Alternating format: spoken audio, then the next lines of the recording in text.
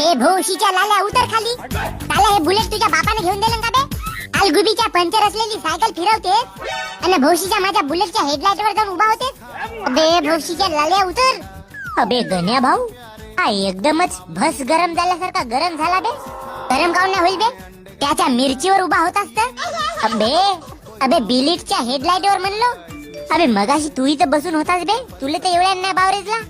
अब बाप को क्या बोलेंगा रे वो. बे गण्या, अबे साला वा एकच महिना झाला बे माझ्या बापाने बुलेट घेऊन दिलं तर.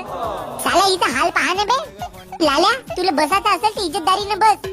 बे धोड्यात टाक बे तुझी बुलेट ना फुलेट, घेऊन टाकीन दुसरी मी का म्हणतो गण्या भाऊ, आपल्या ITI कॉलेज मध्ये जपान वरून एक नवीन मशीन आले.